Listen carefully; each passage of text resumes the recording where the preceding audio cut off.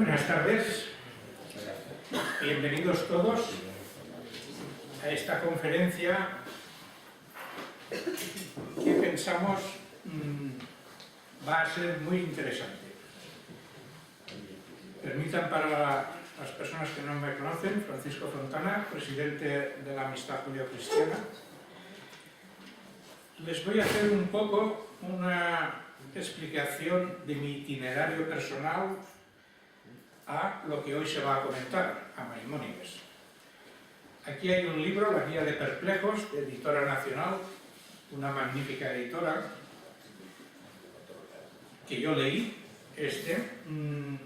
La primera vez que lo leí me interesó, me gustó. Las cosas que decía me parecieron todas razonables y demás.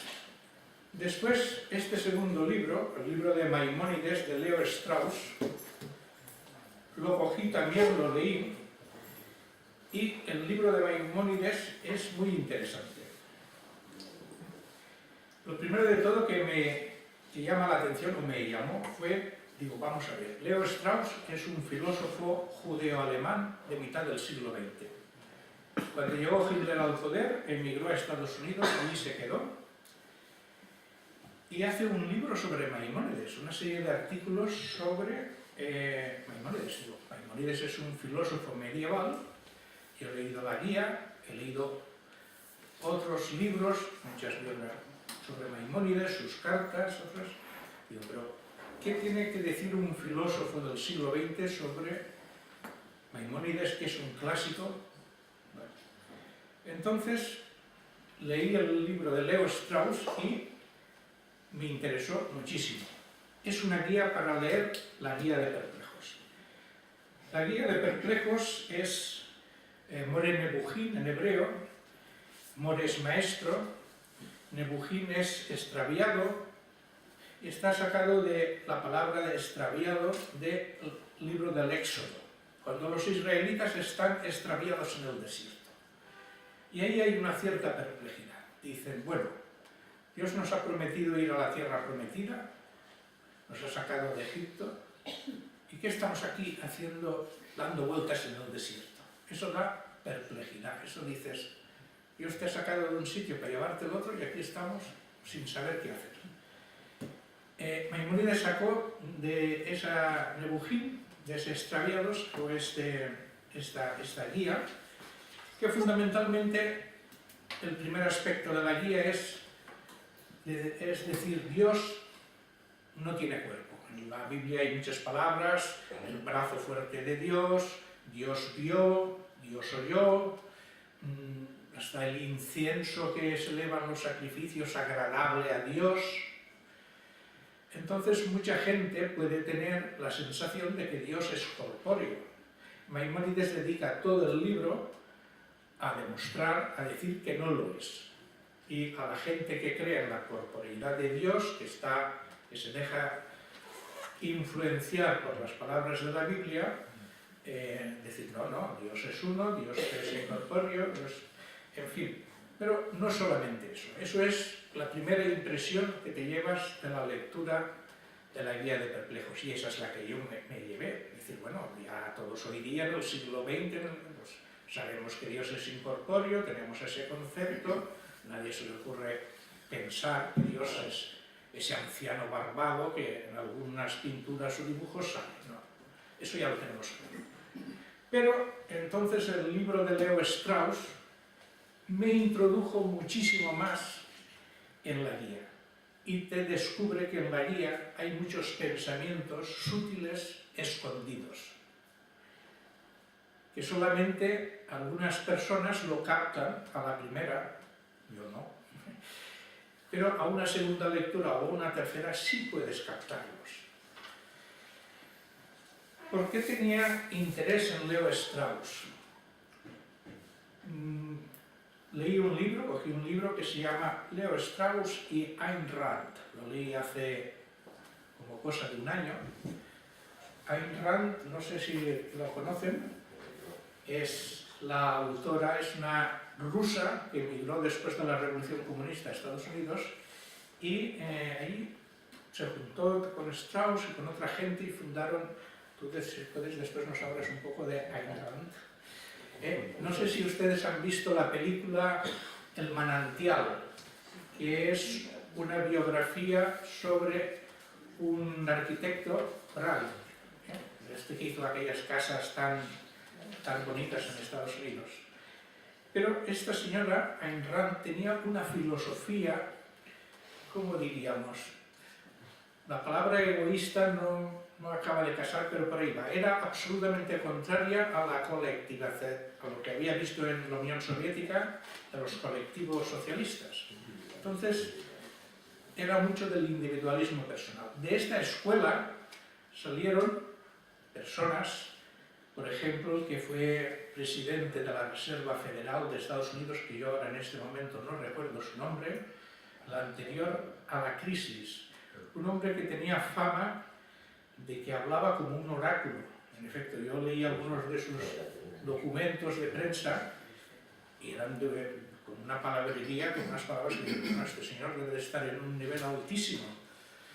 Después vino la crisis y todo aquello quedó en nada. También, afectos a esta filosofía ultraliberal, se puede considerar a Margaret Thatcher, a Ronald Reagan, a Schwarzenegger. ¿Y por qué este libro me llamó la atención? Porque hablaba de que Leo Strauss complicaba el lenguaje, que es lo que después hacían sus discípulos.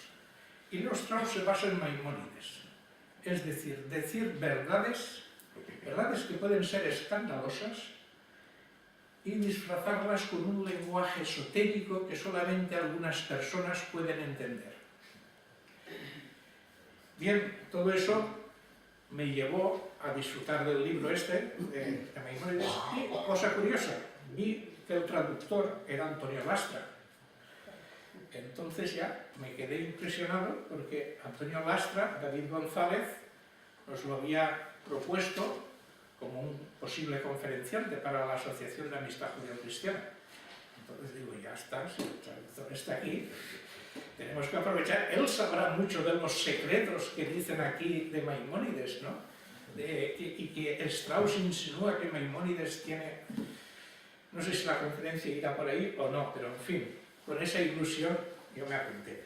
Por cierto, tengan ustedes presente, al final de la conferencia, Editorial Pretextos ha traído aquí estos libros, ejemplares de este libro, para si alguno de ustedes lo quiere y que el traductor de la obra, a falta de Leo Strauss, pues nos lo firme, pues encantados.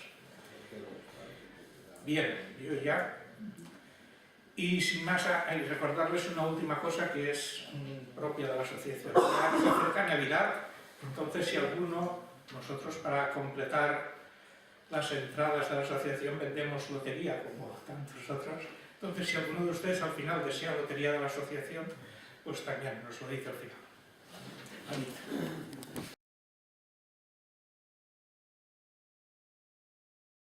Avanzados, dirige la Escuela de Filosofía de la Ateneo de Valencia. Como decía Paco, es responsable de la edición y traducción del inglés del libro de Leo Strauss, El gusto de Genofonte, una introducción a la filosofía. Como detalles más, brevemente, tesis de licenciatura en Fray Luis de León, practicado con sobresaliente, estudios de hebreo, latín y griego en la Academia Valentina de Escuelas de Lenguas Bíblicas Orientales de la Facultad de Teología San Vicente Ferrer, de aquí de Valencia, doctorado en Filosofía también por la Universidad de Murcia en 1997. Tesis doctoral de la naturaleza de la filosofía política, estudio sobre las condiciones y las fuentes de la obra de Leo Strauss. Apto con la autonomía, es también miembro del Consejo de Redacción de la revista Debats, secretario del Consejo de Redacción de Res Publica, revista de la historia y el presente de los conceptos políticos. Bien, muchas gracias, Natalia.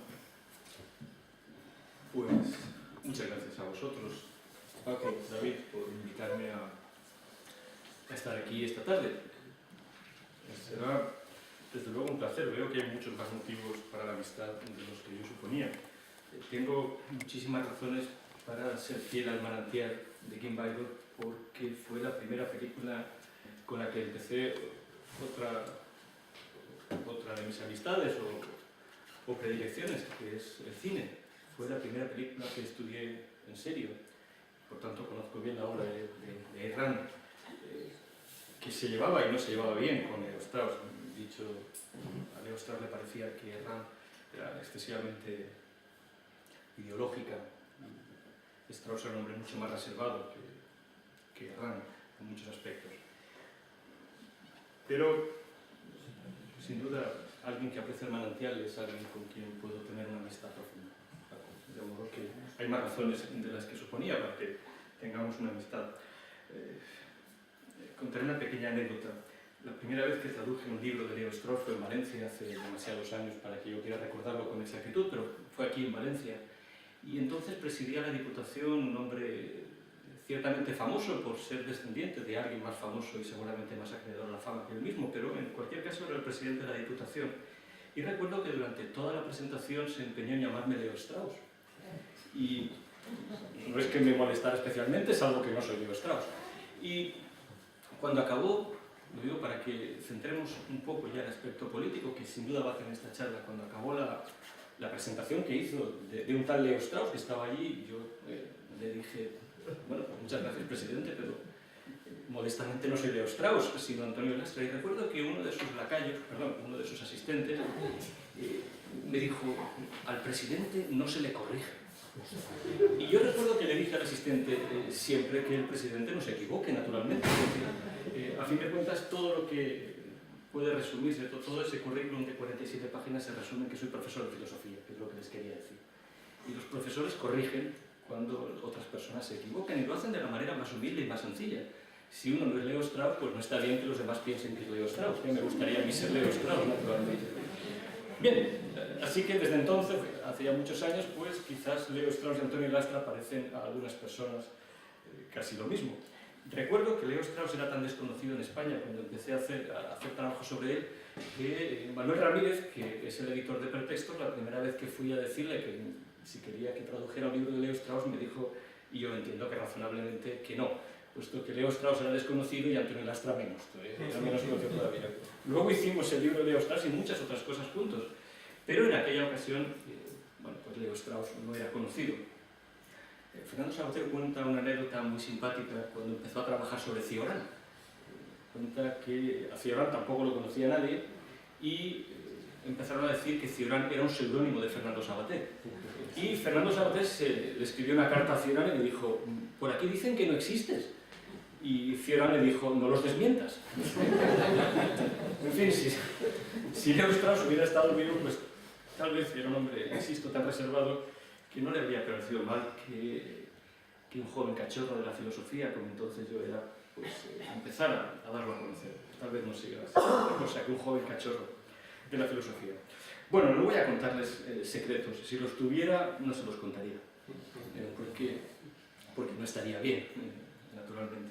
Y porque eso es parte de la guía de perplejos y del libro de Maimónides a la vez. No obstante, esta idea de contar secretos parece que ha estado rondándome todo el fin de semana. Ayer participamos en una conferencia del profesor Vares, que está aquí, sobre Platón, y le hicieron una pregunta que es característica. Es una pregunta que mi amigo el juez Climent también me ha hecho a veces. La pregunta es, ¿Sócrates llegó a ver la idea del bien? Y si llegó a verla, ¿por qué no dice exactamente qué es la idea del bien? La respuesta es muy clara. Si alguien pregunta qué es la idea del bien, es que no lo ha visto, y si lo hubiera visto no lo preguntaría. De manera que no voy a revelarles ningún secreto de la ley, ni de Leo Strauss, ni de Maimónides, pero voy a hablar como si algunas de esas cosas hubieran sido ya reveladas. De hecho, buena parte de la conversación de esta tarde tiene que ver con lo que se llama la revelación. Y entiendo que en un ambiente de amistad judeo-cristiana la revelación es seguramente un asunto del que se puede hablar con más libertad de la que se puede hablar en otros ámbitos. Me complace especialmente que haya una asociación dedicada a la amistad entre el judaísmo y el cristianismo. Y me complace porque no tengo tan claro que pueda haber una amistad entre el judaísmo y el cristianismo. No es que quiera ser polémico nada más empezar, ni llevarme mal con mis amigos, a los que acabo de decir que tengo más razones para serlo. Pero hasta donde conozco el judaísmo y el cristianismo, no siendo yo ni judío ni cristiano, entiendo que es difícil que se pueda hablar de una amistad, salvo que nos elevemos a otro nivel. A un nivel en el que, por ejemplo, sea posible que alguien como Lessing, un autor extraordinariamente straussiano, filósofo ilustrado del siglo XVIII, pudiera basarse en Maimónides para escribir una obra que les recomiendo que lean a los que no lo hayan leído, Natán el Sabio. Cuando Lessing escribe probablemente la obra central de la filosofía del siglo XVIII, que es una obra de teatro, realmente, una obra de teatro escrita antes de que Kant publique la Crítica de la Razón Pura, la idea, Lessing muere el mismo año que se publica la Crítica, pero la idea es que este Natán es Maimónides. Y para quienes no conozcan la obra, toda la obra se basa alrededor de una parábola, la parábola de los tres anillos, que permite que no haya una diferencia apreciable entre judaísmo, cristianismo e islam. De tal manera que pueda haber cierta amistad entre quienes mantengan sus vínculos con estas religiones. No obstante, elevarse al nivel de Lessing no es nada fácil. Y llegar a una comprensión como la que tiene Maimónides o Natán de la existencia que permita esa tolerancia no es nada fácil. Por tanto, siendo mucho más realistas, tendríamos que pensar que para un cristiano la existencia misma del judaísmo es un asunto muy serio y muy controvertido. Ya he dicho que no soy cristiano y no estoy muy seguro, pero creo que todavía los viernes se reza para la conversión del judaísmo. Ya no. En cualquier caso, sí que se hacía hasta no hace demasiado tiempo, seguramente hasta el concilio. Pero, hasta el concilio Vaticano II, entiendo. Pero añadiré, ¿un poco más todavía? Un poquito antes. Un poquito antes. Pero añadiré que no me ha parecido nunca una casualidad que la Iglesia, después del Concilio Vaticano II, acabara eligiendo Papa a alguien como Joseph Ratzinger, un teólogo por el que siento un aprecio considerable. Y lo siento sobre todo porque Ratzinger rescató para la Iglesia Católica, pero eso quiere decir también para el mundo de los lectores, a alguien como Erik Peterson, uno de los teólogos más formidables que haya existido jamás en el siglo XX, pero yo creo que en la historia misma de la Iglesia Católica. Y parte de la argumentación de esta charla tiene que ver con una reflexión de Ratzinger y al mismo tiempo de Peterson. La reflexión dice que es de un texto de Peterson que se llama justamente La Iglesia, es el último texto que escribe como protestante antes de convertirse al catolicismo, a instancias de Carl Schmitt, en el ambiente casi ya del nazismo en Alemania, y el nazismo nos aparecerá varias veces. La idea de Peterson era que se había anunciado el reino y aquello con lo que se encontraron fue la Iglesia. Y esta es una reflexión sobre la que merece la pena detenerse. En cualquier caso, que siga habiendo judíos es para un cristiano una dificultad considerable, porque un judío no puede aceptar que Jesús es el Mesías. Y no puede haber un cristiano que no acepte que Jesús es el Mesías. De otra manera, el cristianismo no podría darse. Cuando Maimónides argumenta que Dios es incorpóreo, cualquier cristiano le diría que no se oye. Los sordos oímos poco y mal. No sabía si no se oía bien o si lo que estaba diciendo no les gustaba. A pensar que solamente debo elevar la voz. Dado el nivel de edad, puede que haya más de uno. ¿Sordo o al que no le guste lo que estoy diciendo? No, puede ser las cosas. Sordo me refiero. Es que esta semana di una conferencia y una señora se fue. Y me dijeron que se fue airada. Tengo mucho interés en volver a ver el viernes que viene para que me diga exactamente qué dije, que le molestó tanto como para que se fuera. Pero entiendo que aquí solamente es un problema natural. Muy bien. La cuestión va a ser la siguiente. Lo último que les quería decir es, Maimónides puede razonar sobre la incorporeidad de Dios, pero el asunto central del cristianismo es cur deus homo, ¿por qué Dios se ha hecho hombre? Por tanto, el problema de la encarnación es un problema que cruzaría de lleno la línea de la incorporeidad de Maimónides. Pero no va a ser una charla teológica esta tarde, por muchas razones. Primero, porque he dicho que soy un profesor de filosofía y no un teólogo.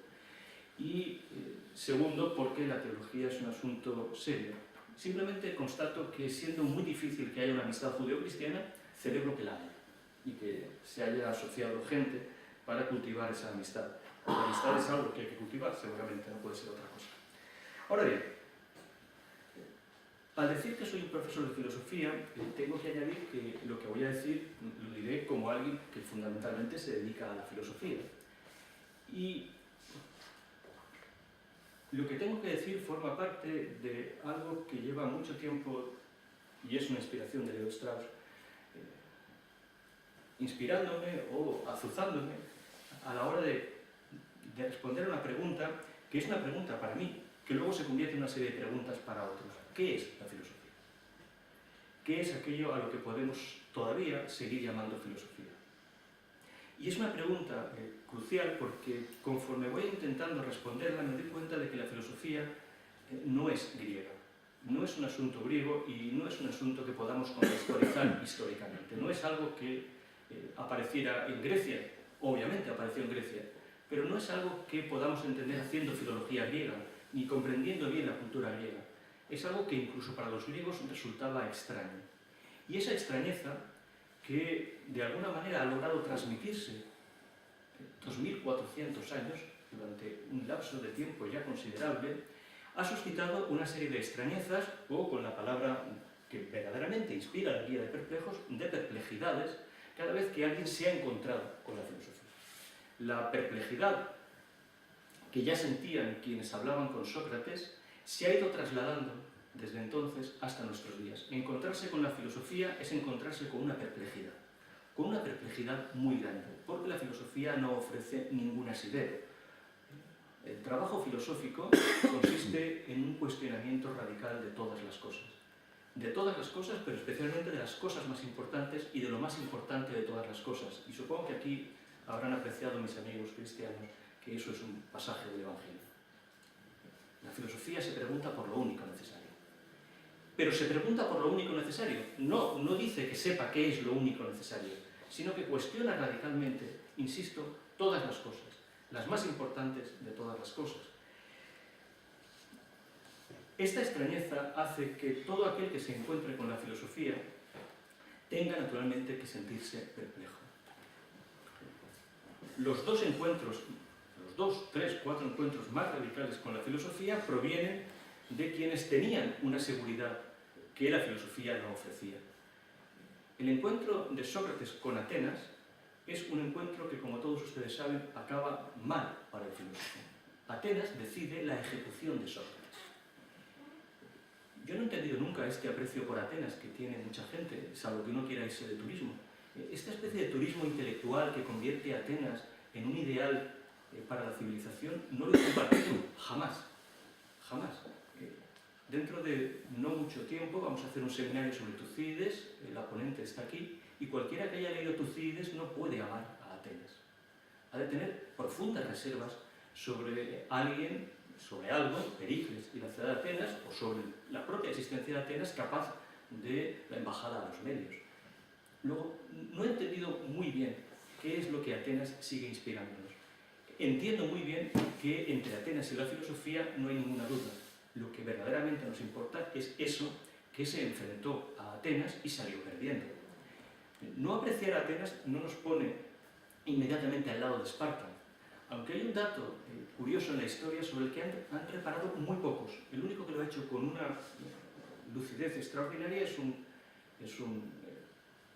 iba a decir filósofo católico, pero no sé si es posible. En cualquier caso, un buen historiador de la filosofía que se llama Remy Brad, que ha dicho que con Atenas Jerusalén no tuvo nunca trato, pero Jerusalén tuvo trato con Esparta.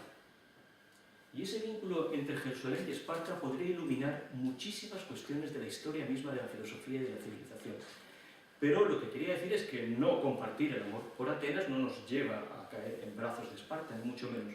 No nos lleva a caer en brazos de ninguna ciudad. Pensemos que Roma, que es la siguiente estancia civilizatoria, tampoco se llevó muy bien con la filosofía.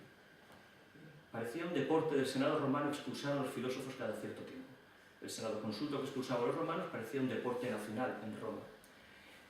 Pero la extrañeza de Atenas o de Roma, o del mundo clásico, como lo reconocemos con la filosofía, es menor en comparación con el inmenso choque o la inmensa colisión, en un sentido muy parecido a lo que hoy llamaríamos el choque de las civilizaciones, cuando el cristianismo y el judaísmo tropiezan con la filosofía. La historia del encuentro y desencuentro del judaísmo y del cristianismo, y después del islam, con la filosofía, nos advierte que para trazar una buena imagen del mundo en el que vivimos, esos desencuentros hay que leerlos bien y hay que historiarlos bien. Maimónides es uno de esos ejemplos del encuentro o desencuentro con la filosofía. En la medida en que una de las cosas, Strauss ha insistido mucho en esto, que debemos preguntarnos es si Maimónides fue un filósofo o si simplemente fue un judío que trató de defender la perplejidad que la filosofía estaba causándoles a los judíos, entre otras cosas que les estaban causando perplejidad, pero fundamentalmente la filosofía. Esto es, la posibilidad de que el mundo judío como tal quedara completamente carente de fundamento al encontrarse con la filosofía, puesto que la filosofía no puede validar la revelación en el Sinaí, o no puede validar el cristianismo. Este es un punto al que le podemos dar todas las vueltas que queramos, que podemos entretenernos, que puede suscitar incluso una asociación aún más inverosímil para mí que la asociación de amistad judeocristiana, que sería la asociación de amistad entre filósofos y creyentes.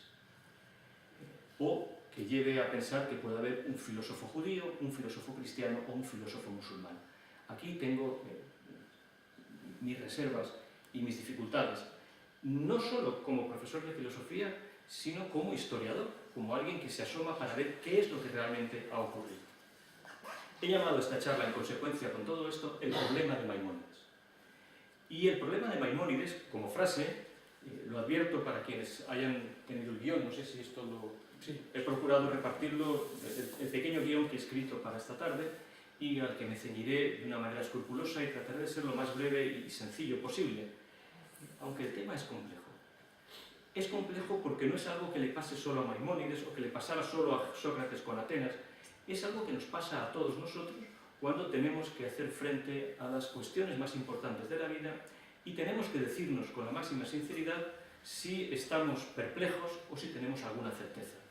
Y si esa perplejidad es una perplejidad que puede encontrar guía, y si esa guía es la que la proporciona cualquiera de las tres grandes religiones, pero hay más religiones, o si por el contrario se parece a lo que en los diálogos platónicos se llama aporein, que mis alumnos más jóvenes suelen traducir como rayarse. ¿De acuerdo? Cuando acaban las clases de filosofía, mis alumnos dicen, ya sé lo que significa aporein, aunque no sepa griego. Aporein significa que me ha rayado. Yo les suelo decir si se rayan con Y o con Y, con lo cual la raya todavía se hace más grande. Pero, y no lo saben. Y me pregunto cuántos aquí sabrían la ortografía necesaria para saber si se rayan con Y o con Y. Pero, en fin, que se subrayen como quieran. En cualquier caso, ese aporein tal vez no sea en la misma perplejidad que Maimónides dice. El problema de Maimónides, como frase, y entiendo que de esta manera empiezo ya a darle un sesgo a lo que quiero decir, es una variación de otra frase. Es una variación de una frase de Nietzsche. La bibliografía sobre Maimónides es vastísima, pero encontrar algún ensayo que relacione Maimónides con Nietzsche no es fácil. No hay tantos. De hecho, hay poquísimos. Casi podría decir que hay uno que merezca la pena leer. Pero la relación de Maimónides con Nietzsche no es descabellada. Simplemente bastaría pensar que los dos eran grandes enemigos de la idolatría. De hecho, la frase de Nietzsche, que en el original es el problema de Sócrates, y ahora veremos cómo lo relacionamos, se encuentra en un libro que se llama El crepúsculo de los ídolos. El crepúsculo, si queremos traducir Götzen por ídolo, que puede ser también falsos dioses, pero eso es un ídolo, un falso dios. Nietzsche advierte allí que hay más ídolos que realidades en el mundo. Nietzsche es un gran luchador contra la idolatría. Y, en cierto modo, orientar nuestra apreciación de Maimónides echando un vistazo a Nietzsche no viene mal. ¿Cuál es el asunto? El problema de Sócrates, además, es un encabezamiento de capítulo, y para los que hayan leído la Guía de Perplejos, o hayan leído Leo Strauss, sabrán que encabezamiento de capítulo es una frase, digamos, técnica de la escritura de Maimónides, que dice que eso es lo único que se puede transmitir a aquellos que en realidad ya están en condiciones de comprender. Fíjense ustedes que lo que se dice es, ni siquiera les podemos dar el contenido del capítulo, solo el encabezamiento del capítulo. Esto es así. En cualquier caso, el problema de Sócrates es un encabezamiento de capítulo. Y el problema de Sócrates, en una frase que he repetido muchas veces, y hay amigos aquí que me la habrán oído muchas veces y siento la repetición, pero la frase de Nietzsche es si Sócrates era realmente griego.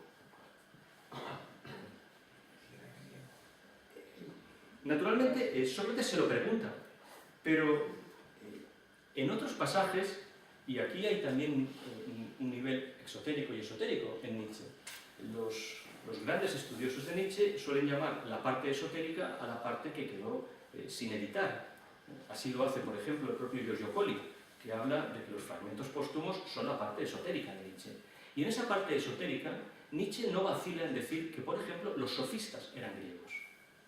Allí no se lo pregunta. Un escritor tan cuidadoso como Nietzsche no cometería un error al plantear una cosa de una manera interrogativa, Sócrates era griego, y otra de una manera completamente afirmativa, los sofistas eran griegos. Pero es que además añade en los fragmentos póstumos esto a su frase, los sofistas eran griegos, como dice el guión. Platón y Sócrates, en cuanto se ponían a hablar de la virtud, eran judíos o yo qué sé. Es una frase controvertida. Naturalmente, esto de la virtud, de la arete, es complejo y no vamos a entrar en ello. Pero la intuición socrática, la intuición nietzscheana, sobre que Sócrates y Platón fueran judíos, no está mal. Se ha dicho incluso de Kant que pudiera ser un buen judío. En cualquier caso, que Sócrates no fuera griego, y esa es una buena pauta de lectura. Nietzsche sabía muy bien lo que hacía cuando leía a los clásicos. Recordemos que era un excelente filólogo y que nosotros tendríamos que nacer 3 o 4 veces para poder leer a los clásicos como los leía Nietzsche. Salvo mi amigo Vares. Pero nosotros tendríamos que, insisto, gastar varias vidas en poder tener acceso al mundo antiguo como lo tuvo Nietzsche. Pero este problema del acceso al mundo antiguo también es un problema de Maimónides. Porque el problema de Maimónides, entre otras cosas, es que se encuentra con algo completamente distinto a su tradición. Su tradición, y casi podríamos decir la tradición, por antonomasia, con mayúsculas, es la tradición que empieza en la revelación en el Sinaí. Pero al margen de esa tradición, existe una cosa que se llama la filosofía, que se encuentra en un mundo completamente ajeno al de la tradición que dice que Dios se reveló en el Sinaí o que Dios se encarnó en Jesús. Si estuviéramos hablando, por ejemplo, del contemporáneo de Maimónides, de Tomás de Aquino.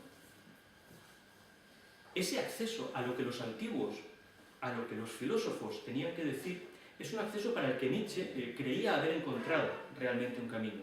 No es tan claro que lo hubiera encontrado Maimónides si no hubiera sido por la intercesión de otros. Por ejemplo, Al-Farabi, que era un filósofo musulmán.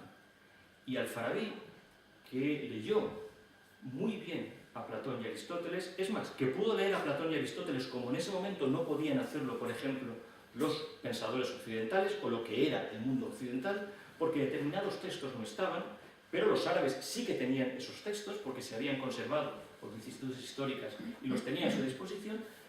Al-Farabi, por ejemplo, guarda un escrupuloso silencio respecto a las dos teorías que solemos asociar con Platón. No dice ni una sola palabra de la teoría de las ideas y no dice una sola palabra de la inmortalidad del alma. Y Maimónides sabemos que leía a Platón con el filtro o con la falsilla que Al-Farabi le había proporcionado. ¿Qué querría decir el problema de Maimónides?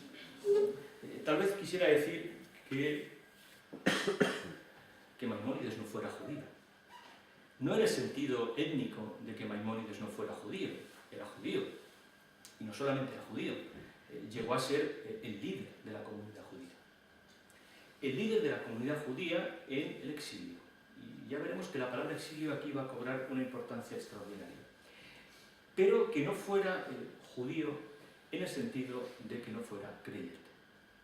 Cuando Leo Strauss estaba empezando a trabajar sobre Maimónides, le escribió a su amigo Jacob Klein. Strauss y Jacob Klein fueron amigos durante casi 40 años, durante toda su vida, y la correspondencia entre ambos nos dice muchas cosas que luego Strauss no diría jamás en público. Hay niveles exotéricos y esotéricos también para esto. Pero esa correspondencia se nos ha conservado y podemos leerla. Pero en una carta de los años 30, Strauss le dice literalmente a Jacob Klein, que Maimónides no era judío.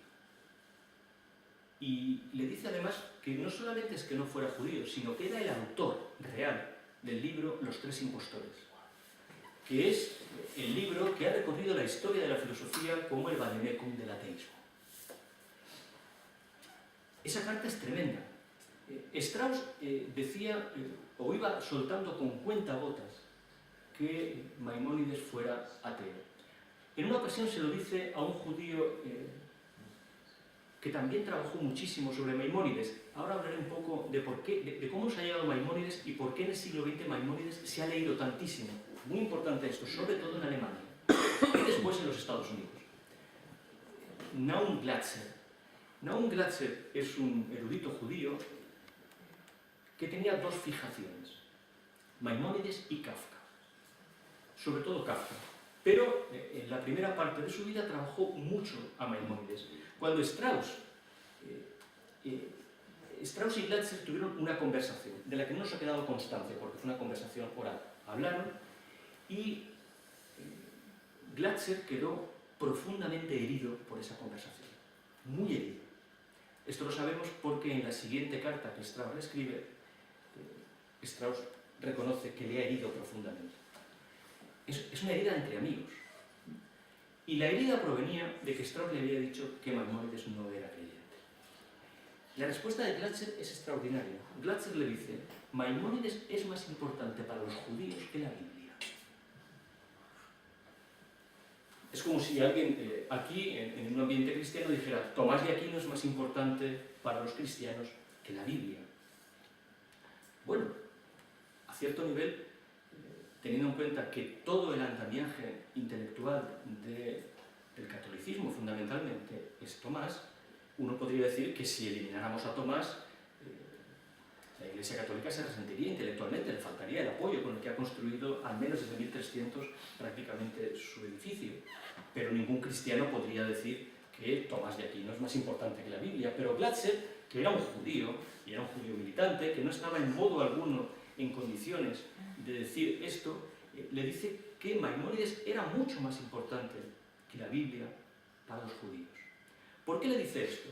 Porque en ese momento lo que está en discusión es algo que, y vuelvo a lo que he empezado diciendo, y espero no extenderme demasiado, que haya una amistad judeo-cristiana depende de una manera muy peculiar de ver las cosas, que entre los siglos XIX y XX se llamó la interpretación liberal.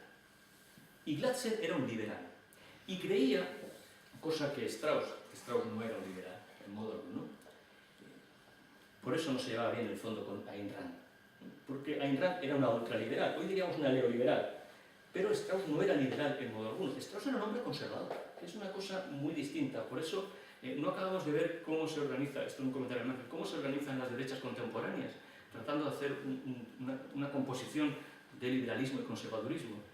Personas mucho más sensatas como Leo Strauss habría tenido reparos a esto, pero esto es un paréntesis. La cuestión es que estos liberales creían poder hacer algo extraordinario, creían poder hacer que un judío se asimilara a otra cultura. En ese caso, en aquel momento, esa otra cultura era Alemania. Y quien decía Alemania decía la Ilustración y decía la gran cultura europea. Esto decía la Ilustración, decía las grandes ideas sobre el progreso de la civilización. ¿En qué medida, por tanto, un judío podía asimilarse? En la medida en que, y aquí es donde Strauss les dijo, todos habéis caído en la trampa, en la medida en que creyeran que el Estado mismo era liberal. Hay otra frase de Strauss que es completamente incomprensible. Está en el libro. Completamente incomprensible. También está en la introducción. Es una carta que le escribe a Gerson Solem. Manolo Ramírez, cuando ya Strauss empezó a ser conocido, sí que aceptó traducir uno de los libros más raros que ha querido que publiquemos, que es la correspondencia entre Strauss y Solem, que no entiende nadie excepto Strauss y Solem. Pero una de las frases más incomprensibles de ese pequeño librito es esta. Dice Strauss, voy a escribir un gran libro sobre Maimónides. No lo hizo nunca. El libro de Maimónides, nosotros le hemos puesto este título, me refiero a nosotros, Raúl Miranda, que es un profesor de Nueva York, y yo, con el que jugando con un título medieval, que es el libro de Maimónides. Pero ese libro de Maimónides que Strauss iba a escribir no lo escribió nunca. escribió muchas cosas y juntas componen un libro que Strauss no publicó. Pero le dice, estoy escribiendo un gran libro sobre Maimónides. Como me va a llevar mucho tiempo, por el momento he escrito una introducción a Maimónides. Y le dice, esa introducción se llama... y lo dice con claridad, se llama El pensamiento político de Hobbes. ¿Y uno? El pensamiento político de Hobbes, ¿cómo es una introducción al Moré, a la Guía de Perplejos y a Maimónides? Hobbes. ¿Qué tiene que ver Hobbes con Maimónides? ¿Y cómo, leyendo a Hobbes, nos introducimos en Maimónides? Recuerdo que Raúl Miranda y yo nos volvíamos locos tratando de entender qué es lo que estaba. Pero es muy inteligente, porque el contexto era el de la Alemania, que iba a encontrarse con el nazismo muy pronto.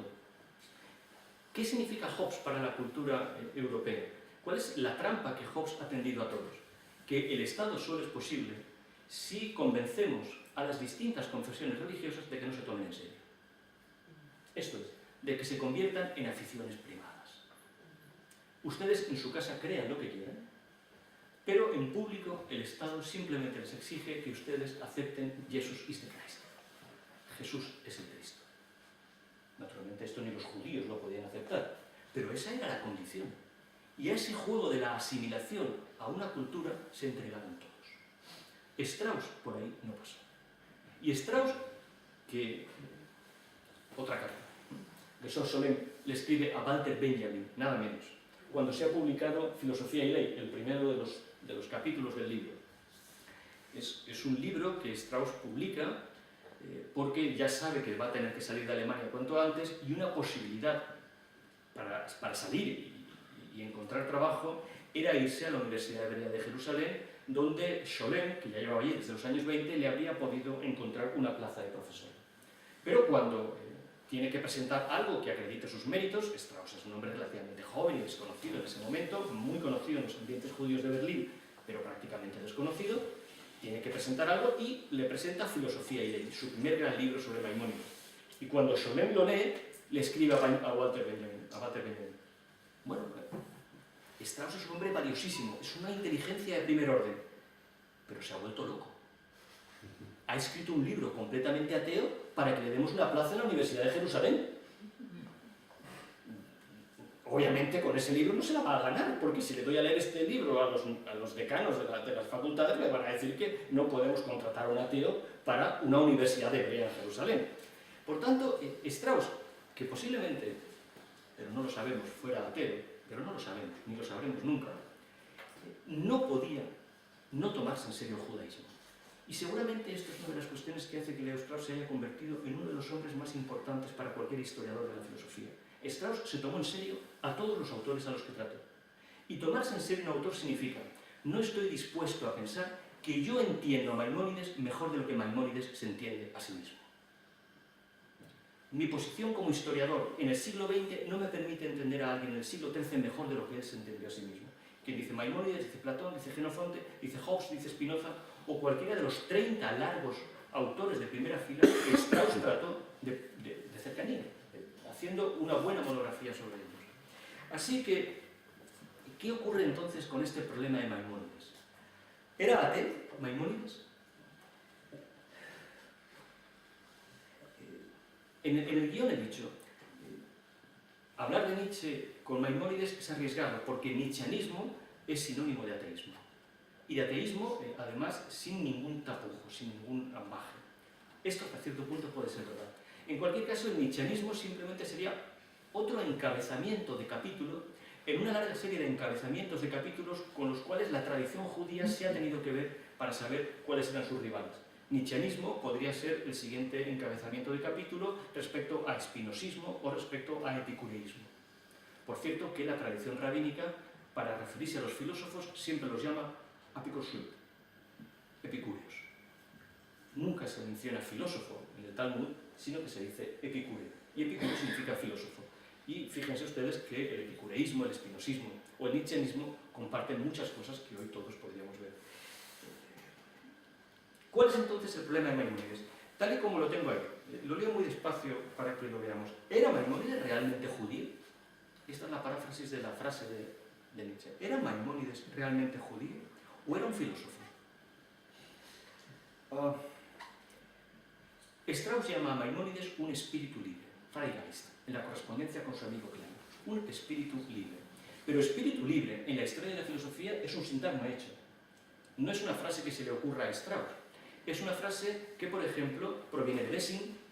La primera obra de teatro de Lessing se llamaba El espíritu libre, que proviene de la ilustración radical con la que Strauss se mide en cientos de páginas de este libro de Maimónides, y que naturalmente es el sinónimo del hombre libre de Spinoza en el Tratado Teológico Político. Pero es que el Tratado Teológico Político es la primera recusación seria de Maimónides que tenemos en la Europa moderna.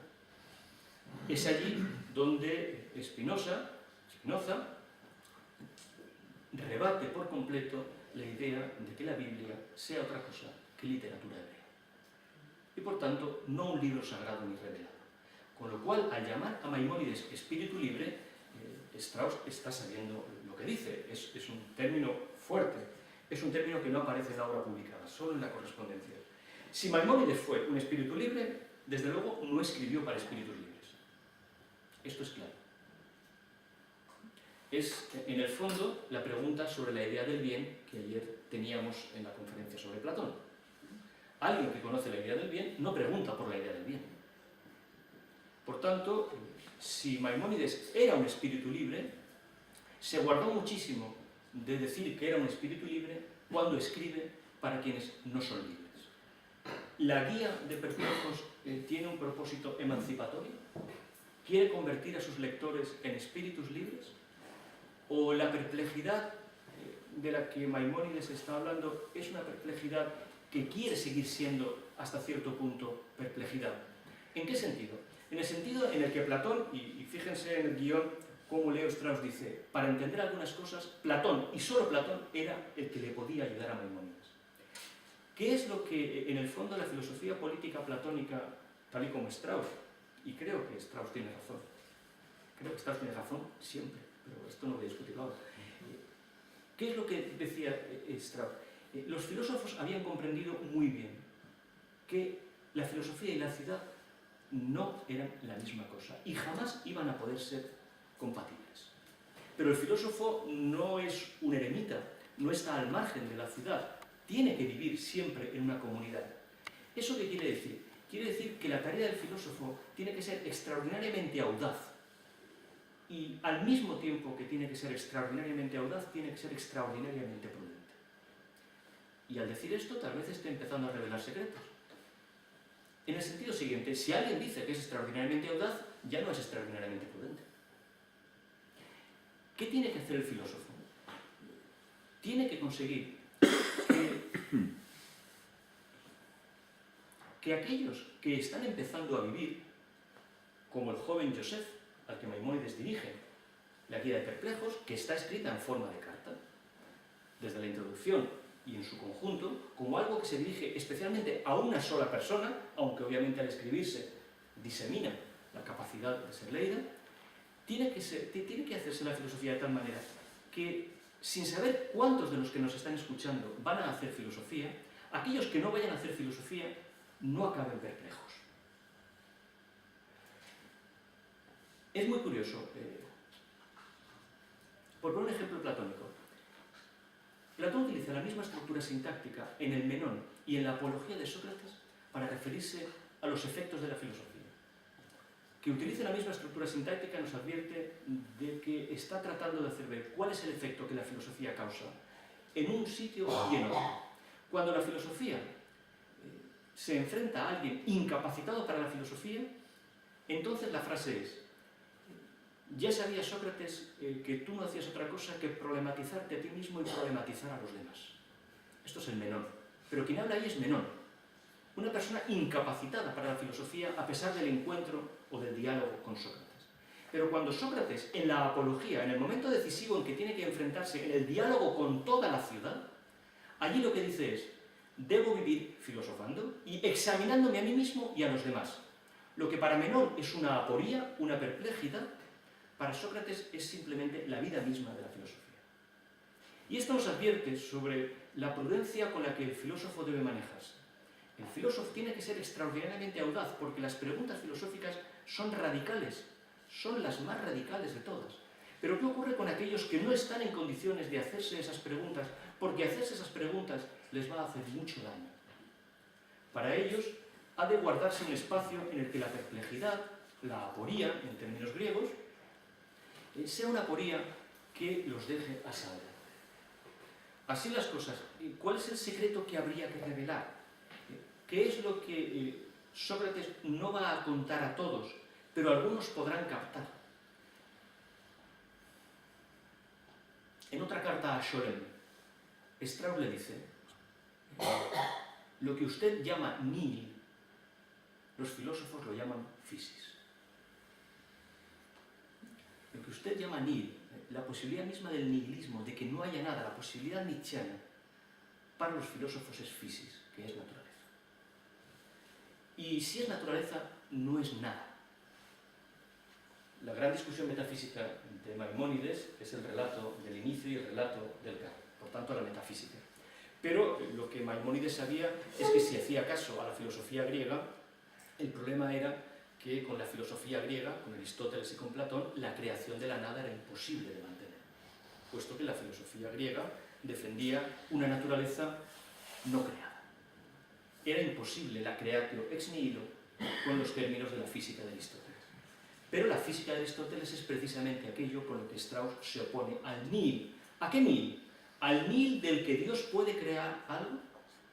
¿O al nihil a la nada, que es el horizonte en el que tendríamos que movernos? Lo que Strauss está queriendo ocultar es que no hay nada, y por tanto hay que mantener engañados como una especie de noble mentira a algunos, mantenerlos en una perplejidad en cierto modo sana, que no les haga preguntarse, porque esas preguntas les llevarán ante una nada que no sabrán afrontar como seres humanos. Ya pueden ustedes suponer que el problema de Sócrates era Sócrates realmente griego. El problema de Maimónides es un problema teológico-político. Y un problema teológico-político es un problema que no se deja traslucir en términos de amistad. Porque el problema teológico-político es el problema del amigo y del enemigo. Yo celebro que haya una amistad judeo-cristiana, pero si empezáramos a tomarnos en serio lo que Leo Strauss hizo con Maimónides, nos encontraríamos con una dificultad muy seria. Primero, vuelvo a la frase que Peterson repetía muy bien: los cristianos esperaban el reino y aquello con lo que se encontraron fue la iglesia. Y esta iglesia no se llamó iglesia por casualidad. Ratzinger tiene un ensayo lucidísimo sobre la iglesia al respecto. Iglesia no se llama iglesia por casualidad, se llama iglesia porque la iglesia quería ser la eclesía. La iglesia quería sustituir las instancias políticas de la antigüedad. La iglesia quería ser la eclesía política. Por tanto, la iglesia no puede ser privada. No se puede hacer caso a Hobbes. Si la iglesia se toma en serio, no puede ser una cosa que hagamos los domingos por la tarde en casa como si estuviéramos jugando una partida de cartas. La iglesia es pública. Eso es lo que la iglesia era, una institución. Ahora bien, si la iglesia es aquello con lo que los cristianos se han encontrado, y Ratzinger dice, y eso es con lo que tenemos que trabajar en la iglesia, el gran problema de Maimónides es el siguiente. ¿Y qué ocurrirá cuando se acabe el exilio? ¿Qué podía significar para Maimónides acabarse el exilio? En los términos con los que Maimónides vuelve a Jerusalén. De alguna de las maneras, Maimónides vuelve a Jerusalén y encarga que su tumba esté en algún lugar del lago Tiberíades. Creo que todavía se enseña la tumba de Maimónides ahí, aunque no es seguro que esa sea la tumba de Maimónides, pero se enseña la tumba de Maimónides en Tiberíades. Pero en cualquier caso, ¿qué podía significar para los judíos el fin del exilio? Esta fue una cuestión que los judíos han estado debatiendo desde la destrucción del templo en el año 70 hasta la creación del Estado de Israel. El final del exilio es el Estado. No me resisto a contar una anécdota que mis amigos me han oído muchas veces. Cuando se funda el Estado de Israel, Jacob Tauges, él mismo se llamaba archijudío, fue a la biblioteca de la universidad a pedir la teoría de la Constitución de Carl Schmitt, el jurista nazi. Los bibliotecarios le dijeron que no podían prestar el libro porque no estaba. Carl Schmitt Jacob Tauges, dijo, bueno, pues me gustaría ponerme en la lista, que es lo que hacemos todos cuando el libro no se encuentra en la biblioteca, me gustaría ponerme en la lista y cuando vuelva, pues me lo dejan. Y en la biblioteca le dijeron, no va a volver. Y Jacob Taubes dijo, ¿por qué no va a volver el libro? Dice, porque lo tiene la Comisión Constitucional. Y Jacob Taubes dijo, la Comisión Constitucional que está escribiendo la Constitución del Estado de Israel está tomando como modelo la teoría de la Constitución de un nazi. ¿Es esto posible? Y sí, es posible. ¿El final del exilio es el Estado? Eso ya estaba en la Biblia, ¿se acuerdan? Cuando los judíos decidieron tener un rey como todas las demás naciones. Pero recuerden la salvedad extraordinaria de Maimónides. En los días del Mesías le preguntaban los judíos perplejos, ¿la Torá seguirá siendo válida? Cuando llegue el Mesías, ¿seguiremos necesitando la Torá? Y Maimónides respondió, claro. Claro. Fíjense ustedes la clarividencia extraordinaria de Maimónides. ¿En el Estado de Israel hace falta la Torá todavía? Este es un debate que se nos escapa. Y voy llegando al término, ¿no?, de mi tiempo, pero se nos escapa por lo siguiente. ¿Cuál debe ser la constitución del Estado de Israel? ¿El Estado de Israel puede ser un Estado como los demás Estados? Si Israel se convierte en Estado, ¿no deja de ser el pueblo elegido? ¿El pueblo elegido precisamente para mantenerse como pueblo elegido? ¿La dilución de Israel en un Estado no hace que Israel desaparezca como Israel? Israel puede ser un Estado más. ¿Los cristianos pueden contentarse con la Iglesia? Estas son cuestiones creo que puede hacerse un filósofo que por naturaleza es un ser aporético y perplejo, pero que vive bien siendo aporético y perplejo. Es más, eso es lo que Sócrates nos había dicho. Una vida digna, una vida verdaderamente humana, es la vida del que se pasa la vida filosofando, preguntándose a sí mismo, examinándose a sí mismo y a los demás. No dice en modo alguno y dándose respuestas. La Iglesia es una respuesta, el Estado es una respuesta, pero la pregunta es si verdaderamente eso es lo que esperaba a Israel. Acabo con lo último que tenía en el guión y que ustedes habrán tenido.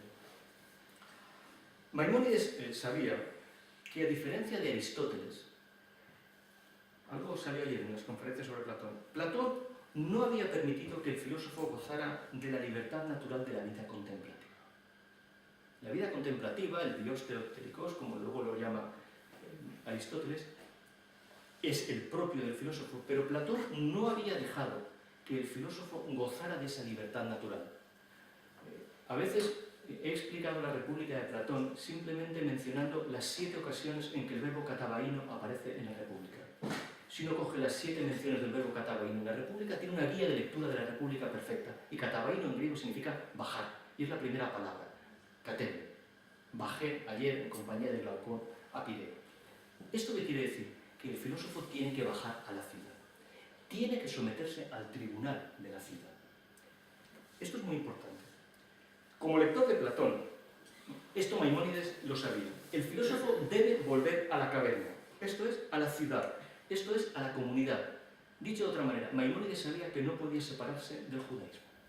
Estaba, voy a decirlo con una palabra completamente inadecuada, pero que podemos entender, estaba comprometido con el judaísmo. Debía justificar su filosofía ante el tribunal de la ciudad. Como lector de Platón, Maimónides podía considerar que la vida contemplativa estaba subordinada a la ley y que la ley era una ley revelada. Pero como filósofo, escribe Leo Strauss, Maimónides tenía que comprender la ley revelada. Y Platón, y solo Platón, esto es textual, esto es Leo Strauss, Platón, y solo Platón, no Aristóteles. Porque Aristóteles permitía la libertad natural de la vida contemplativa. Platón no. Platón, y solo Platón, posibilitaba la comprensión de la ley. Fíjense ustedes, todo el trabajo de Maimónides, excepto la guía de perplejos y el libro del conocimiento, es en realidad una explicación de la ley. Mishneh Torah, la repetición de la ley, todos los tratados talmúdicos, todo su inmenso trabajo de volver a explicar la ley, simplificándola, clarificándola para gente que quizá ya no la entiende. Esto es algo muy repetitivo en la historia misma de Israel, desde la necesidad de traducir la Biblia al griego porque la comunidad de Alejandría, por ejemplo, ya no lo conocía. Esto está en Filón, está en muchos otros. Si solamente Platón permite la comprensión de la ley, entonces tenemos aquí que el filósofo está trabajando de una manera extraordinaria. Está trabajando y haciendo un trabajo de moderación formidable. Está permitiendo que la perplejidad no sea dañina. Y solo aquellos que comprendan que hay algo más que la ley revelada, esos también captarán la filosofía. Ese es el trabajo de desvelar secretos que Paco Fontana decía al principio. Y hasta aquí puedo llegar. Si sigo, me temo que empezaremos a entrar en el bosque encantado, que es la guía de perplejos, y seguramente nos quedaremos encantados. Muchísimas gracias a ustedes.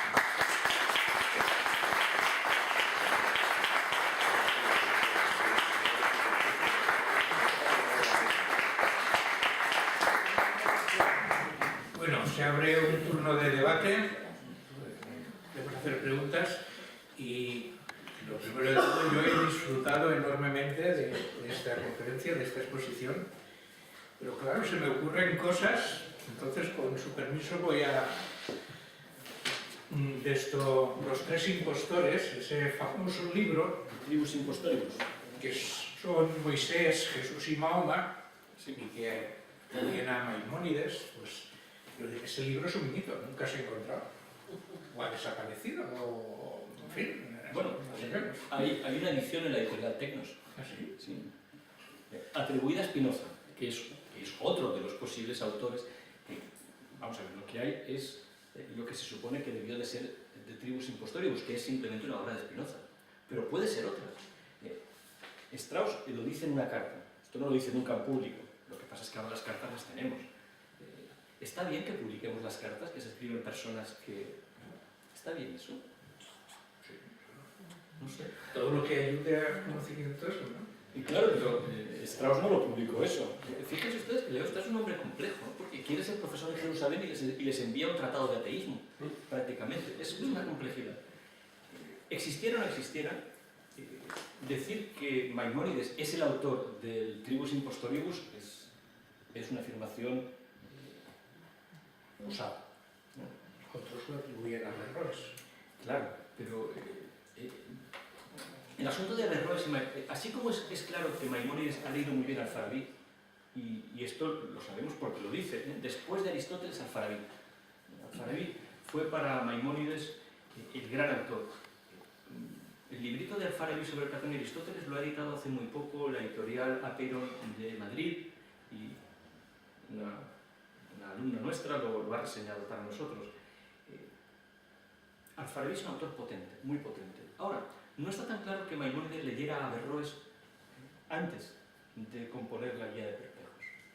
Así que el averroísmo, que es otro de los encabezamientos de capítulo para el ateísmo, sobre todo en Occidente, averroísmo es uno de los nombres con los cuales se entiende que hay ateísmo. No está tan clara la relación de Maimónides con Averroes, a pesar de la común proveniencia de Córdoba de ambos. Es curioso porque no hace mucho, Paco, tuve que improvisar una conferencia sobre Tomás de Aquino. Tomás de Aquino leyó muy bien a Maimónides. Conocía muy bien la guía de perplejos porque se había traducido muy pronto al latín, como se había traducido muy pronto al árabe. Maimónides escribe al hebreo, perdón, Maimónides había escrito en árabe la guía de perplejos, no la había escrito directamente en hebreo. Esto es una peculiaridad de la obra, porque los demás tratados los había escrito en un hebreo pulcrísimo. Y es extraño porque la primera parte de la guía de perplejos es un examen de los términos hebreos con los cuales se habla de Dios, y lo está escribiendo en árabe. Hay, por así decirlo, llaves, como dice el propio Maimónides, con los cuales se tiene que ir abriendo la guía. Pero en la tradición cristiana, a mí me gusta mucho decir que si en Occidente seguimos teniendo filosofía es gracias a la Iglesia Católica. Porque en última instancia la Iglesia Católica no canceló la filosofía, sino que la incluyó en el programa de estudios. Y seguramente el pasaje más hermoso donde esto se ve es el Canto del Paraíso, donde Dante pone en el mismo canto a Tomás de Aquino y a Sige de Brabante, el averroísta por excelencia, ¿no? Después de Maimónides y después de Averroes, la filosofía sufre un colapso terrible de los mundos islámicos y judíos. Y sufre un colapso tal que, esto Leo Strauss lo ha explicado muy bien, la filosofía en Occidente puede empezar a ser pública. Se puede dar clases de filosofía, entra en las universidades, las distintas órdenes empiezan a hacer filosofía, esto es muy importante, la gran discusión de de los franciscanos respecto a si aceptaban una plaza en la universidad, hasta que Buenaventura dice que sí. Todo esto hace que la filosofía ya no haya desaparecido jamás del debate público occidental. Pero en el Islam y en el judaísmo, hasta la Ilustración, en el caso del judaísmo, la filosofía se vuelve privada. Y Strauss argumenta que eso hace que la filosofía de judíos y de islámicos se pareciera muchísimo más a lo que era la filosofía en el mundo clásico, donde no tenía un estatuto público. Eran públicos los sofistas, pero no los filósofos. Esto es importante. Pensemos en el otro segundo gran Moisés. Hay una frase en hebreo, de Moisés a Moisés, de Moisés Maimónides a Moisés Mendelssohn, en la Ilustración. Es con Mendelssohn con el que, no es de Moisés, el de la Biblia, a Moisés Maimónides, sino de Maimónides al otro Mendelssohn. Este segundo, tercer Moisés, es el primero que empieza a ver si la filosofía y el judaísmo pueden elevarse a un plano público. Y publica, por ejemplo, Jerusalén. Y ese es el modo en el que le llega a Lessing la posibilidad de hacer de su Natán un reflejo de Maimónides y de Mendelssohn, que son los dos Moisés con los que él está trabajando. Pero es un problema que verdaderamente Maimónides fuera judío. Si nos tomamos en serio este libro, este es uno de los libros, la biografía sobre Maimónides es extraordinariamente amplia. Y antes he mencionado, se convirtió en muy amplia en el periodo justo anterior al nazismo. La editorial Schöcken de Berlín, que después se tuvo que ir a Nueva York, naturalmente, publicó muchísimas cosas sobre Maimónides en los 3 o 4 años antes de la llegada de Hitler al poder. Y las publicaciones sobre Maimónides casi se hicieron previendo la censura. ¿Cómo podemos publicar libros sobre Maimónides que la censura no corta? Y hicieron una fórmula. Las antologías. Glatzer, Altman, luego grandes eruditos del judaísmo que tuvieron que refugiarse en Estados Unidos o en Inglaterra, todos ellos publicaron antologías de Maimónides. Strauss trabajó justamente en eso, de hecho Filosofía y Ley tenía que ver con el aniversario de Maimónides. Todos trabajaron tratando de mantener a Maimónides justo en el momento en que los judíos debían decidir si salían del plano privado, del gueto, y si desde luego el sionismo empezaba a ser para ellos una cuestión seria. Pero el sionismo era la fundación del Estado de Israel. Ahí es donde está todo este inmenso debate. Realmente es un debate político. Es la filosofía política la que nos permite entender bien, no la metafísica. Cuando hace unos días en una carta me decías que si íbamos a hablar de metafísica, yo fui prudente al contestarte porque la metafísica no es la clave para entrar en la guía de perplejos, es la política. Es un gran libro político, porque es Platón y no Aristóteles el que está orientando la metafísica que luego va a hacer realmente Maimónides. Es un gran libro de filosofía política. Y así lo han visto muchos comentaristas a lo largo del siglo XX. Una pregunta que quiero hacer. Por favor. Sí, bueno, primero quería felicitarles porque me ha gustado la conferencia y creo que ha sido muy interesante. Hay una gran cantidad de cosas que le sugiere a uno en todo lo que usted ha comentado, pero efectivamente, si lees por ejemplo el pasaje del Éxodo en el que Moisés baja del monte Sinaí y encuentra a aquellos con el becerro de oro, y luego dice, y murieron 3000 del pueblo. Quiero decir, está claro que, a ver, la religión está al servicio de un proyecto político. En este caso concreto, desde mi punto de vista, es totalmente claro. Es decir, Jehová, el Dios misericordioso y clemente, por un lado, y por otra parte, masacra a 3000 porque están adorando al becerro de oro, claro. Entonces, ahí Moisés lleva entre manos un proyecto político, que es sacar al pueblo y llevarlo a la tierra. Y utiliza una herramienta poderosa, muy poderosa, que es la religión. Eso luego lo han hecho otros también. Al final de la religión puede ser precisamente la consecución del proyecto político. Es decir, si se acaba construyendo lo que se pretende, a lo mejor la religión ya no tiene razón de ser. Pero lo que sí que podría seguir teniendo razón de ser es la idea de Dios. ¿Existe Dios o no existe Dios? La respuesta racional sería no lo sé. Decir que existe es afirmar algo que no sabemos si existe o no, y negarlo tampoco lo sabemos. porque a fin de cuentas sabemos que el universo no lo hemos hecho nosotros, por lo tanto puede que haya algo. Por tanto, la respuesta sería, no lo sé. Pero claro, cuando la idea de Dios es utilizada por las religiones, entonces digamos que se está justificando en función de lo que yo quiero. Es decir, es una utilización progresiva de conceptos, pero que finalmente van enfocados. Por eso no me extraña que Maimónides estuviese comprometido, porque realmente lo que le sostenía era el compromiso con el pueblo judío, seguramente, desde un punto de vista político. Sí, ya hay claves para esto. Bueno, sí, he acabado y... Sí, ya acabamos. Recuerde que la palabra teocracia es una palabra acuñada por un pensador judío. La palabra que usamos, teocracia, la acuña Flavio Josefo, judío, secretario de Vespasiano, secretario del emperador romano, y que la acuña en una página polémica en la que está diciendo que frente a sus legisladores, los legisladores de la Biblia, los griegos y los romanos son aficionados. Y acuña la palabra teocracia. Por eso he dicho antes, el Estado de Israel podría ser teocrático, como por ejemplo lo es la República Islámica de Irán. O el Estado de Israel debe ser democrático, en cuyo caso Dios debe quedar al margen de la Constitución, que tiene que ser necesariamente liberal o aconfesional, porque no es permisible. El modelo de constitución liberal es la de los Estados Unidos, donde Dios no interviene, no está, no es un término constitucional. Maimónides escribe una carta muy famosa, que es la carta sobre astrología, que supongo que conocemos. Y en esa carta sobre astrología, leer astrología estaba prohibido por la tradición judía, pero Maimónides la lee siempre diciendo que lo hace para proteger precisamente la ley que prohíbe leer cartas sobre astrología, porque los judíos eran muy aficionados a la astrología. Y lo que les dice es, como sois tan aficionados a la astrología, habéis perdido todas las guerras.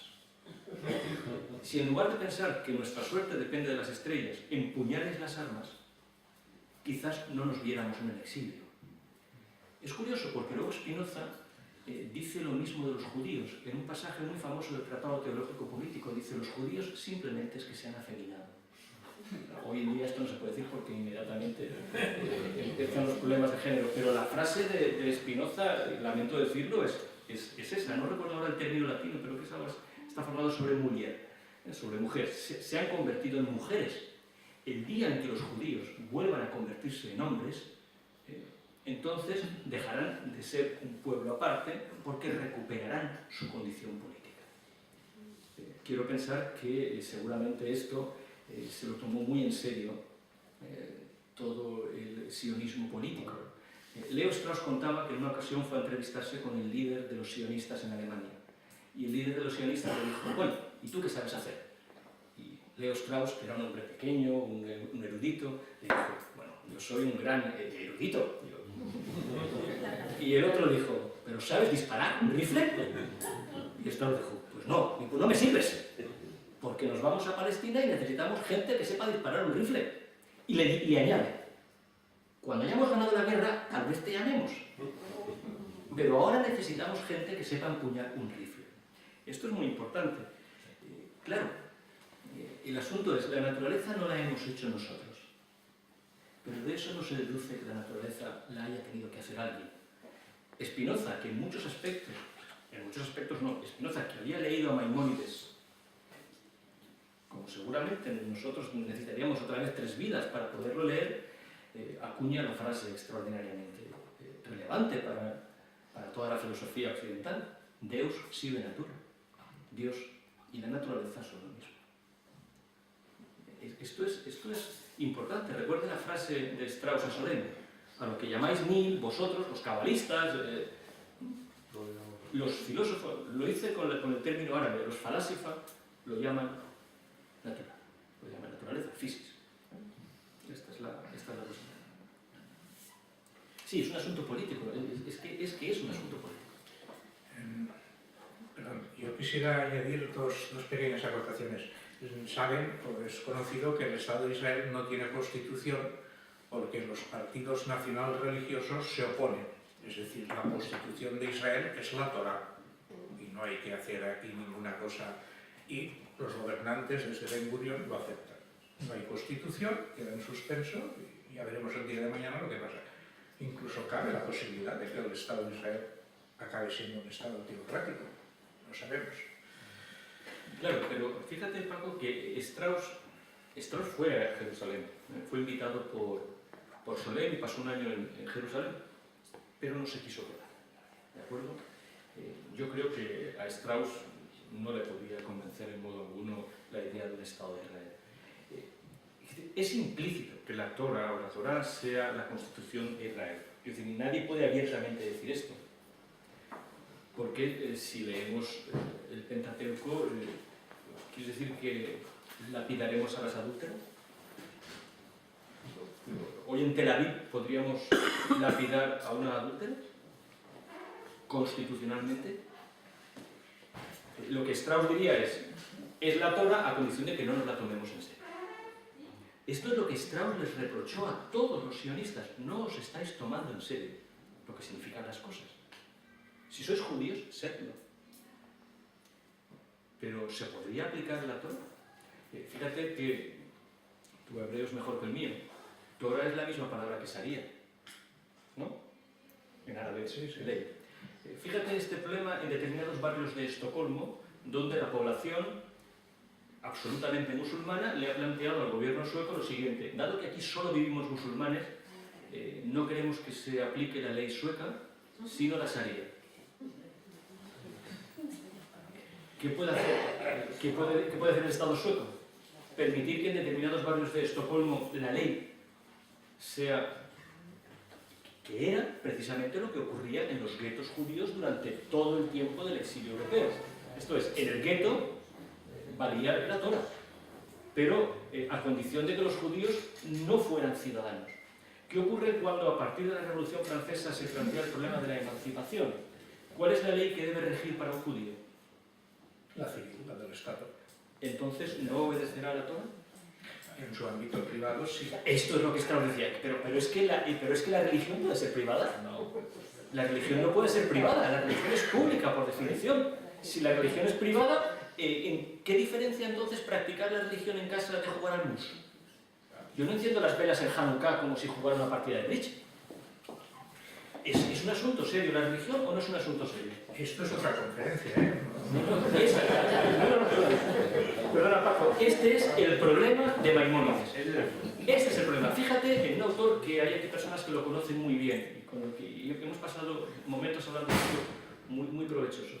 Cuando otro grandísimo judío, Franz Rosenzweig, decide la conversión al judaísmo, un gran lector de Maimónides, sabe perfectamente que se convierte al ritualismo judío. Esto es, que a partir, y se convierte en un Yom Kippur, en el día de la expiación, se convierte y dice: un judío que no observe los rituales judíos no es judío, y los rituales judíos no pueden ser privados. Claro, el asunto es el siguiente: ¿y cómo se concilia eso con las oquietas civiles? Respuesta: no se compatibiliza en modo alguno. En modo alguno. Por eso el asunto es político. Maimónides, fíjate que es un exiliado, que va huyendo de Córdoba a Fez, al Cairo, a Jerusalén, que va dando vueltas por ese mundo, simplemente adaptándose a los momentos de mayor o menor tolerancia del Islam, porque no llega a vivir nunca en un entorno cristiano, que eran muchísimo menos tolerantes en ese momento para los judíos. Las persecuciones de judíos habían empezado relativamente pronto. De Inglaterra se expulsan a los judíos en 1290, bastante antes que de España, y las persecuciones para los judíos eran serias. Así que Maimónides se va adaptando, pero en última instancia le está diciendo: tomad las armas, dejaos de leer libros de astrología, recuperemos una tierra. Pero la pregunta es: ¿y cuando llegue el Mesías? ¿Qué ocurrirá con la Torá? Y la respuesta es perfectamente judía: el Mesías no anulará la Torá. No la anulará. ¿Es metafísica o es política de lo que está hablando Maimónides una y otra vez? Ahora, mi última intervención ya, yo leo el libro partiendo de una base, de un presupuesto distinto, es decir, Maimónides sí es judío, sí es creyente. Aunque la teoría de que sea filósofo, agnóstico o ateo es perfectamente aceptable, por supuesto. Pero, por ejemplo, él tenía un gran, y voy a hablar en favor de esto, él tenía un gran problema porque si admitía, tal como hacían los filósofos, que el mundo era eterno, no creado, pues ahí él tenía su gran pared, ahí tropezaba. Hoy día, en el siglo XX, y gracias a la razón, a la ilustración, al pensamiento humano, tenemos la teoría del Big Bang, de que el universo puede haber sido creado. Quiero decir, Maimónides hoy se encontraría muy cómodo con una idea científica que ha venido de la razón de que en efecto hay un creador. Todo lo El dice. Big Bang no dice que haya un creador. No, dice que existe, que hubo un principio.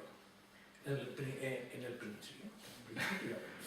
Y ya sabéis que la Génesis empieza en el principio. Permíteme, hay dos personas, pero Sí, permítame sí, sí. una anécdota. Es una anécdota que contaba Leo Strauss. La he contado muchas veces, pero hay personas aquí a las que no conocía y ya le voy a conocer esta tarde.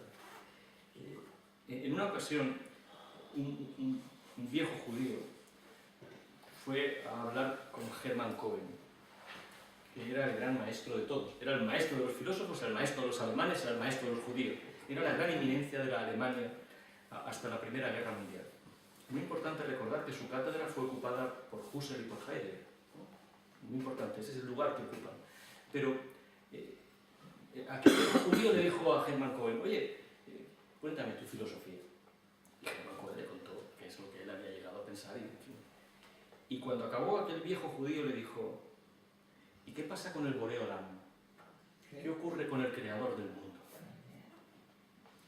Y Paco, ¿sabes cuál fue la respuesta de Cohen?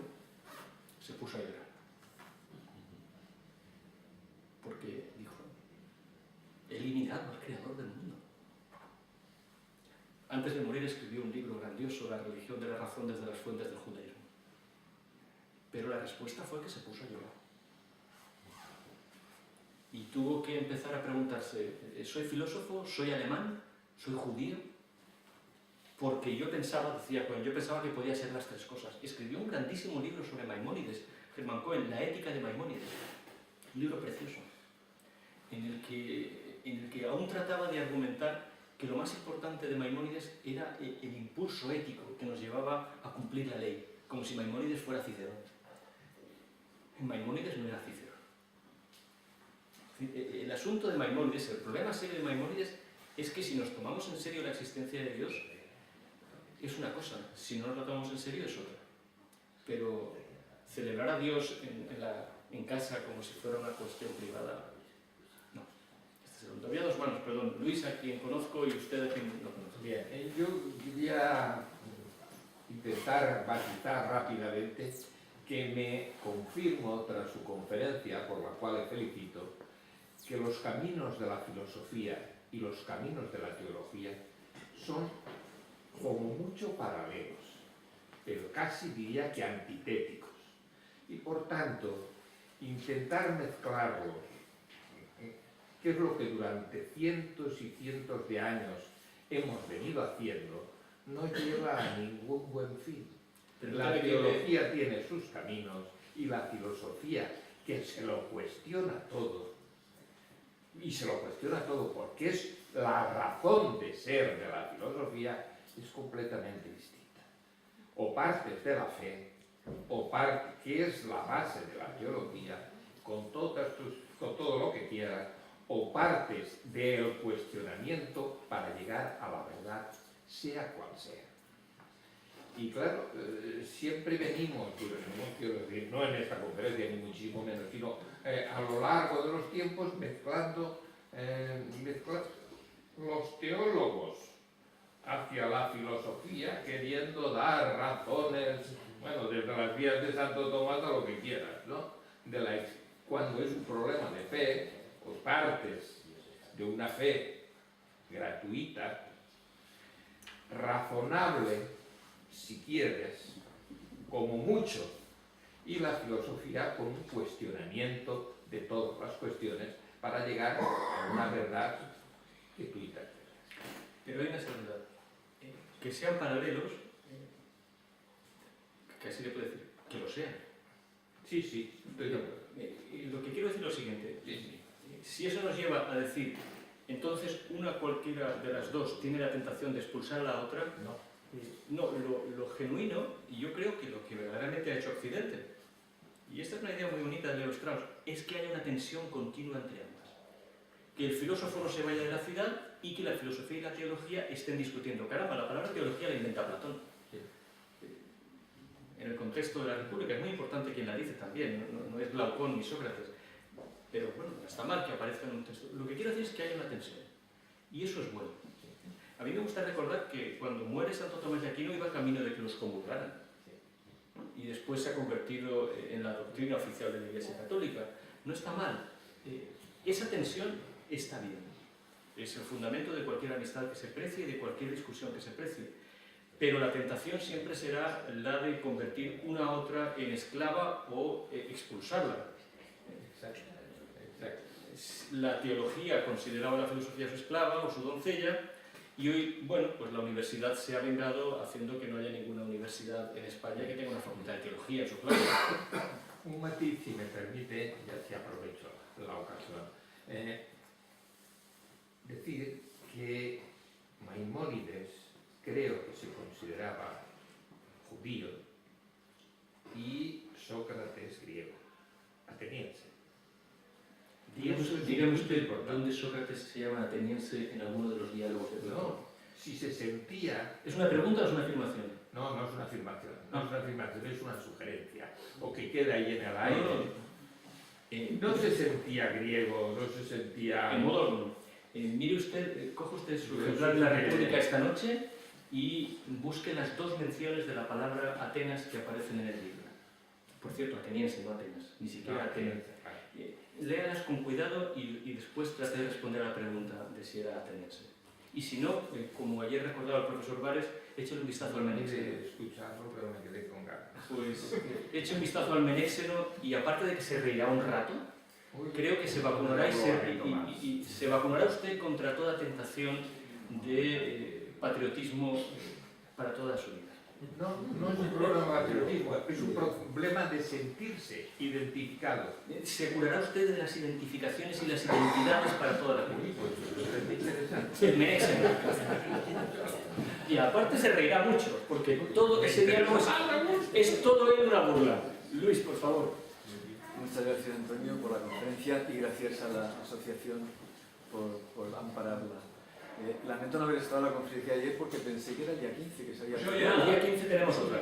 Pero pensé No, que ayer era una conferencia que daba el profesor Vares en otro contexto, pero... Bueno, mi reflexión, no sé si es una tercera vía, pero es algo que me ha asombrado siempre, que se identifica la pregunta de si eres creyente con la pregunta de si crees en Dios. Yo creo que tanto el filósofo, el físico, el biólogo pueden seguir pensando sobre la pregunta, estrictamente hablando, de si crees en Dios como si crees que ha habido un ente creador del mundo, que es lo único que identificaría las distintas ideas de Dios de cualquier tipo.